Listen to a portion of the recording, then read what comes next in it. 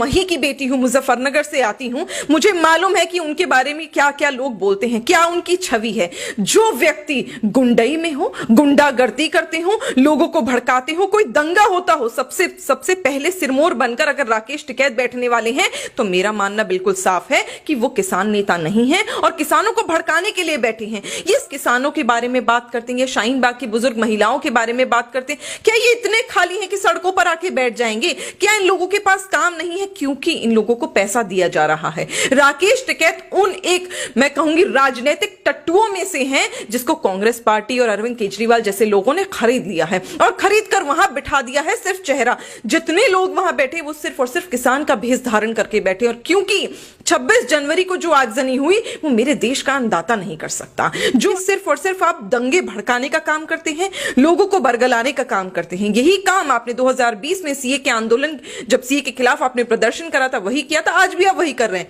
नहीं तो सवाल का जवाब दीजिए कि 2020 में जब आपने ये कहा था कि मुसलमान को खदेड़ दिया जाएगा, हिंदुस्तान की जमीन से निकाल दिया जाएगा, आज 1 साल हो गया उस कानून को। मुझे एक मुसलमान तो बताइए जिसके परिवार से कागज पत्री मांगी हो या किसी का देश निकाला हुआ हो। ऐसा कुछ नहीं है। तो ये झूठ की राजनीति कर रहे हैं जिसका जल्दी दरवाजा बंद होने वाला है। हाँ, जहां आगजनी हुई वहां योगेंद्र यादव नजर आ जाता है। और ये तो मुझे लगता है कि आम आदमी पार्टी के ही स्लीपिंग सेल में से जितने किसान भाई बंधु वहां बैठे हुए थे भड़कावे में आकर, उन्हें समझना चाहिए कि जब कल को उनको अगर वो गलत करेंगे उन्हें जेल में डाला जाएगा ना, तो राकेश टिकैत उन्हें बचाने नहीं आएगा, योगेंद्र यादव उन्हें बचाने नहीं आएगा। हम सरासर किसानों की बदनामी कर रहे हैं जब हम ये कहते हैं कि किसान का आंदोलन है। मुझे बताइए, क्या किसान के आंदोलन में मोदी को और माननीय गृह मंत्री अमित शाह जी को मारने के नारे लगेंगे? क्या वहां पर ये नारे लगेंगे कि हम दिल्ली को उड़ा देंगे? क्या वहां पर ये नारे लगेंगे कि हम चक्का जाम करेंगे? क्या वहां पर ये नारे लगेंगे कि हम पुलिस कर्मियों को छोड़ेंगे नहीं? ना पूत के पांव पालने में नजर आने लगते हैं। यही हुआ, यही शाहीन बाग के प्रदर्शन में किया था आपने गलती।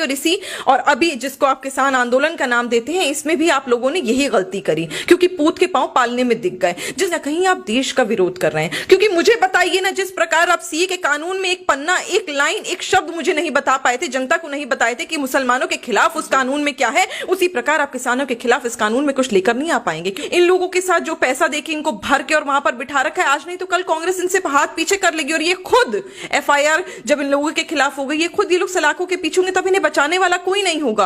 वो व्यक्ति ये कहता था कि मैं कभी राजनीति नहीं करूंगा, उन्होंने अन्ना हजारे को बदनाम कर उनको कुचल कर आगे बढ़ने का जब काम किया था, हमें तभी समझना चाहिए था कि ये वो व्यक्ति है जो दिल्ली को लूट कर खाएगा सकते। और लगता है कि अब तो दिल्ली ने आस्तीन में सांप पाला हुआ है। नमस्कार, मेरा नाम है ऋषभ अवस्थी और आप देख रहे हैं ओ न्यूज। आज हमारे साथ जुड़ी हुई है निगत अब्बास जी, जो कि बीजेपी की पैनलिस्ट है और प्रमुख प्रवक्ता भी हैं। इनसे बात करते हैं और जानने की कोशिश करते हैं आखिर ये किसान आंदोलन जो है उन पे आखिर इनका क्या कुछ कहना है। मैम, सबसे पहले तो आपका हमारे चैनल में बहुत बहुत स्वागत है। धन्यवाद। धन्यवाद जी, मैं आपसे समझना चाहूंगा कि आखिर किसान आंदोलन के नाम पर जो विपक्ष है वो रोटियां कब तक सेकेगा? देखिए, ये तो इतिहास गवाह रहा है कि निरंतर जो जो अच्छा कार्य हुआ है उसमें विपक्ष ने कहीं ना कहीं अपनी राजनीतिक रोटियां सेकने का काम करा है। और हमें नहीं भूलना चाहिए कि अब विपक्ष की सरकार कभी नहीं बनने वाली। भारतीय जनता पार्टी की जो सरकार है, जो मोदी जी की सरकार है, जिस तरह से हिंदुस्तान में तरक्की हो रही है, विकास हो रहा है और जिस प्रकार जनता का जो प्यार है वो भारतीय जनता पार्टी के लिए दिख रहा है, साफ साफ विपक्ष को समझ आ गया है कि अब उन्हें चर्चा में बने रहने के लिए विपक्ष की भूमिका इस प्रकार निभानी पड़ेगी कि वो सिर्फ उन मुद्दों पर आवाज उठाएंगे जिसमें उन्हें लगेगा कि राजनीतिक उल्लू सीधा किया जा रहा है। जैसे कि राहुल गांधी ने आज इतनी आवाज उठाने का जो कार्यक्रम चलाया है, जो बेड़ा उठाया है, मैं जानना चाहती हूं कि क्या ये सिर्फ और सिर्फ उन्हीं राज्यों के किसानों के बारे में बात करना चाहती हैं जहां पर वो हैं?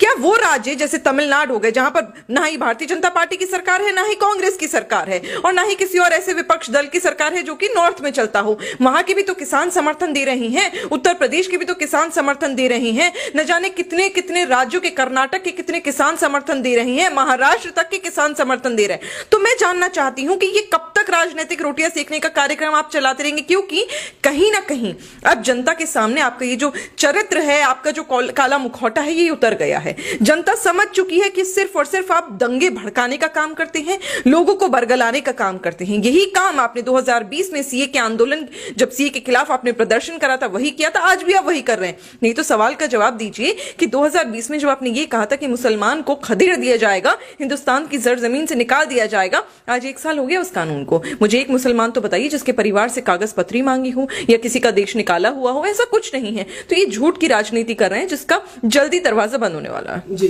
मैं आपसे समझना चाहूंगा, जो योगेंद्र यादव है वो आपको लगभग हर जो आंदोलन है उसमें देखे जाते हैं, तो उनका इस पूरे आंदोलन में आप कैसे रोल देखते हैं? देखिए, जो व्यक्ति, बड़ा सस्पिशियस लगता है ये, जो व्यक्ति आपको हर उस जगह पाया जाता है जहां पर दंगे होते हैं, जहां पर आगजनी होती है, जहां पर लोगों को भड़का के एक दूसरे को मारने की बात करी जाती है, चाहे वो एएमयू हो, चाहे वो जेएनयू हो, चाहे वो शाहीन बाग का आंदोलन हो, चाहे वो अब किसान का प्रदर्शन हो। ऐसा क्यों कि जहां जहां पर खून की होली खेली जा रही है, जहां पर एक दूसरे को मारने की धमकी दी जा रही है, जहां जहां पर पब्लिक जितने भी ट्रांसपोर्ट है, पब्लिक प्रॉपर्टी, उनमें आगजनी की जा रही है, वहां वहां योगेंद्र यादव नजर आते हैं। तो कहीं ना कहीं नजर आ रहा है कि आप उन कड़ी में से कड़ी हैं जिन्होंने निरंतर हिंदुस्तान और दिल्ली की छवि को खराब करने की कोशिश करी है। पहले आपने करा था जब पिछले साल शाहीन बाग, जब ट्रंप साहब आए थे, इतने बड़े राष्ट्रपति आए थे, अमेरिका के राष्ट्रपति हिंदुस्तान में, और आपने बदनाम कर दिया पूरे हिंदुस्तान को, पूरी दिल्ली को। अब 26 जनवरी के दिन आप लोगों ने दंगे भड़काए और देखा गया है। आप कहते हैं नहीं, आप उनके समर्थन में नहीं, उनके समर्थन में नहीं। ये कौन सा कोइंसिडेंस है कि जहां जहां आगजनी हुई वहां योगेंद्र यादव नजर आ जाता है? और ये तो मुझे लगता है कि आम आदमी पार्टी के ही स्लीपिंग सेल में से हैं। पहले तो आम आदमी पार्टी में थे, अब ये उनके स्लीपिंग सेल बन गए कि आम आदमी पार्टी का सपोर्ट सामने से तो करेंगे नहीं, पर कहीं ना कहीं केजरीवाल जी की जो, मैं कहूंगी, जो षड्यंत्र है, जो वो चाहते हैं दिल्ली को जलाना, उसमें ये लोग आगे बढ़कर, मैं कहूंगी, पार्ट ले रहे हैं और इसको खत्म करने की जरूरत है। तभी तो इन लोगों के खिलाफ इतनी अधिक, 26 से भी अधिक एफआईआर हुई है। अब समय आ गया है कि अब इंसाफ होगा और अब इन लोगों को जो जो आगजनी कर रहा है, दिल्ली की जनता को बरगला रहा है और दिल्ली को जला रहा है और गड्ढे में फेंक रहा है, इनको जल्द से जल्द सलाखों के पीछे भेजा जाएगा। मैम, आपने राकेश टिकैत की जो आंसू बहाते हुए वीडियो तो देखी होगी, तो मैं आपसे समझना चाहूंगा कि राकेश टिकैत को वाकई में किसानों की फिक्र है या फिर पर्दे के पीछे राजनीति कुछ और ही है? देखिए, राकेश टिकैत जी के पिताजी किसान हुआ करते थे। जहां तक मैंने राकेश टिकैत जी के बारे में सुना है, क्योंकि कहा जाता है कि वो मुजफ्फरनगर से, और मुजफ्फरनगर मेरा भी घर है, मैं वहीं की बेटी हूं, मुजफ्फरनगर से आती हूं, मुझे मालूम है कि उनके बारे में क्या क्या लोग बोलते हैं, क्या उनकी छवि है।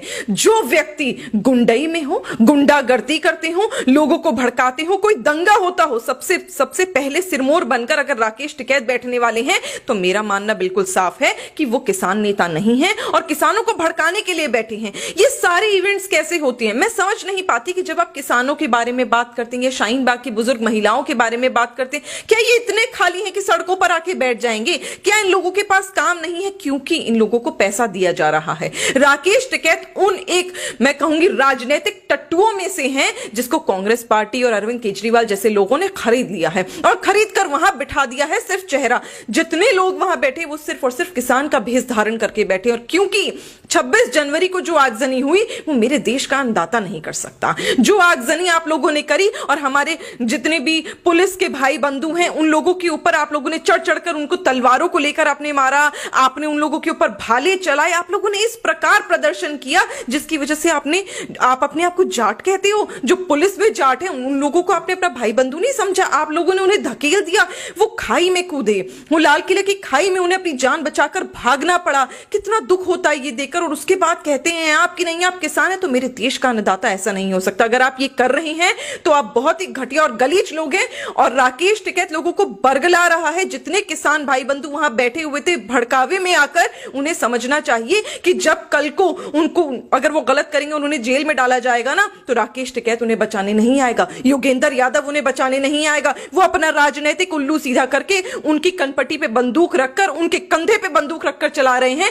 अब आम जनता को, किसान को और शाहीन बाग की बुजुर्ग महिलाओं को समझने की जरूरत है। एक तरफ तो अरविंद केजरीवाल के ऊपर भाजपा आरोप लगा रही कि पहले 13,000 करोड़ का घोटाला, फिर 26,000 करोड़ का घोटाला दिल्ली जल बोर्ड में, और दूसरी तरफ वो जल बोर्ड के टैंकर लेके वहां पर दिखाई पड़ते हैं जो बॉर्डर पर, यूपी के बॉर्डर पर। तो आप इसे कैसे देखते हैं? देखिए, अरविंद केजरीवाल इतनी गंदी और गलीच राजनीति पर उतर आएंगे ये कभी और किसी ने नहीं सोचा था जब अन्ना हजारे जी के साथ वो आंदोलन पर बैठे थे। पर हमें तो तभी समझ जाना चाहिए था कि जो व्यक्ति ये कहता था कि मैं कभी राजनीति नहीं करूंगा, उन्होंने अन्ना हजारे को बदनाम कर उनको कुचल कर आगे बढ़ने का जब काम किया था, हमें तभी समझना चाहिए था कि ये वो व्यक्ति है जो दिल्ली को लूट कर खाएगा। जब आपने फ्री के वादे कर दिल्ली की जनता को बहला के फुसला के वोट हासिल करे और सरकार बनाई, हमें लगा शायद अब आप में शर्म होगी और आप दिल्ली की जनता के लिए काम करेंगे। लेकिन क्या करें, आप लोग तो इतनी गंदी और गलीज राजनीति कर रहे हैं कि 26,000 करोड़ का आप इतना बड़ा घोटाला कर बैठ गए। नहीं तो आप आइए ना, आपके मुख्यमंत्री यानी अरविंद केजरीवाल जी खुद आए, मनीष सिसोदिया जी खुद आए, राघव चड्ढा जी आए,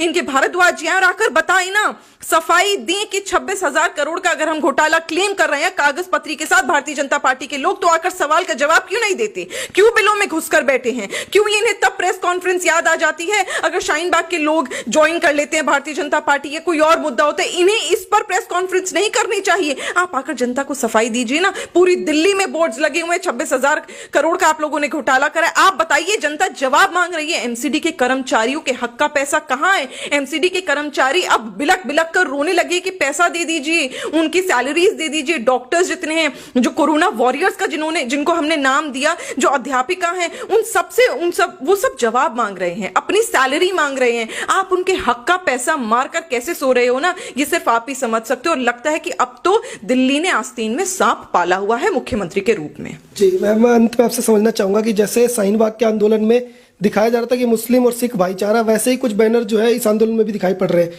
तो आखिर ये किसान नेता जो है वो इस चीज को लाके क्या साबित करना चाहते हैं? देखिए, किसान नेता अगर मैं कहूं ना तो हमें नहीं कहना चाहिए। हम सरासर किसानों की बदनामी कर रहे हैं जब हम ये कहते हैं कि किसान का आंदोलन है। मुझे बताइए, क्या किसान के आंदोलन में मोदी को और माननीय गृह मंत्री अमित शाह जी को मारने के नारे लगेंगे? क्या वहां पर ये नारे लगेंगे कि हम दिल्ली को उड़ा देंगे? क्या वहां पर ये नारे लगेंगे कि हम चक्का जाम करेंगे? क्या वहां पर ये नारे लगेंगे कि हम पुलिसकर्मियों को छोड़ेंगे नहीं? क्या वहां पर ये कार्यक्रम होंगे जैसे उन्होंने पुलिसकर्मियों को मारा, इतने लोगों को उन्होंने उस दिन जाम में फंसाया, लोगों को खून कर दिया, लोगों को दिक्कत दी, आम जनता को दिक्कत देने वाले मेरा किसान नहीं हो सकता? तो हम सरासर किसान के साथ नाइंसाफी कर रहे हैं जब हम इस आंदोलन को, इस झूठे प्रदर्शन को किसान आंदोलन का नाम देते हैं। कहीं ना कहीं अब हमें समझने की जरूरत है, आम जनता को समझने की जरूरत है कि सिर्फ और सिर्फ राजनीतिक टट्टू बैठे हैं, चर्चा में बने रहने के लिए अपना राजनीतिक गेम ये लोग खेल रहे हैं। और अब इन्हें जल्द ही समझना पड़ेगा कि जल्दी इन्हें जगह खाली करनी पड़ेगी, नहीं तो जिस प्रकार लोगों ने देखा है कि वहां पर इमरजेंसी का टाइम लगा था, कांग्रेस इनके साथ खुद ऐसा करने वाली है। इन लोगों के साथ जो पैसा देके इनको भर के और वहां पर बिठा रखा है, आज नहीं तो कल कांग्रेस इनसे हाथ पीछे कर लेगी। और ये खुद एफआईआर जब इन लोगों के खिलाफ हो गई, ये खुद ये लोग सलाखों के पीछे होंगे, तब इन्हें बचाने वाला कोई नहीं होगा। अब राजनीति को खत्म करके जनता को भी समझने की जरूरत है कि ये लोग किसान नहीं है, किसान को बदनाम ना किया जाए। ये वो लोग हैं जिन्होंने अपने गद्दों में पैसे भरकर रख लिए, जिनके पास बीघे जमीन है और यहां पर सिर्फ मस्ती करने के लिए बैठे हुए हैं, राजनीतिक टट्टू बनकर बैठे हुए हैं, अपना राजनीतिक उल्लू कर रहे हैं। और जितने लोग वहां बैठे हैं, वो देखिएगा आज नहीं तो कल बड़े पॉलिटिकल लीडर्स बन के आने वाले। इनमें से कोई किसान नहीं है, किसानों को बरगलाने वाले लोग हैं और कोई नहीं। जी मैम, एक और लास्ट में आपसे सवाल जानना चाहूंगा कि आखिर ये जो विरोध प्रदर्शन है उसके जरिए सरकार का विरोध है या देश का विरोध? देखिए, ये लगा तो था कि आप सरकार का विरोध कर रहे हैं जब आपने 1, 2, 3, 4, 5 दिन हुए थे आंदोलन के, पर बड़ी जल्दी कहते ना पूत के पांव पालने में नजर आने लगते हैं। यही हुआ, यही शाहीन बाग के प्रदर्शन में किया था आपने गलती, और अभी जिसको आप किसान आंदोलन का नाम देते हैं, इसमें भी आप लोगों ने यही गलती करी, क्योंकि पूत के पांव पालने में दिख गए। जिस प्रकार के आप लोगों ने नारे लगाए, जिस प्रकार का आपका षड्यंत्र रहा, जिस प्रकार का आपका हाव भाव रहा और जिस प्रकार का आपका कल्चर रहा, वो नजर आने लगा और जनता को समझ आने लगा कि ये सरकार का विरोध नहीं है, क्योंकि सरकार तो न जाने कितने बिल अभी और लाएगी, अभी तो आप और प्रदर्शन भी करेंगे क्योंकि आपको अपने राजनीति में बने रहना है। ये कहीं ना कहीं आप देश का विरोध कर रहे हैं। क्योंकि मुझे बताइए ना, जिस प्रकार आप सीए के कानून में एक पन्ना, एक लाइन, एक शब्द मुझे नहीं बता पाए थे, जनता को नहीं बताए थे कि मुसलमानों के खिलाफ उस कानून में क्या है, उसी प्रकार आप किसानों के खिलाफ इस कानून में कुछ लेकर नहीं आ पाएंगे, क्योंकि आपको पता है कि मिडल मैन के पंख काटे गए हैं, उन लोगों के पर कतरे गए हैं जो किसान का हक मारते थे, उन लोगों के जो कहते हैं पर कतरे गए हैं जिन्होंने किसानों का पैसा लूट लूट कर अपनी जेबें भरी हैं। आज जब किसान को सशक्त बनाया जा रहा है,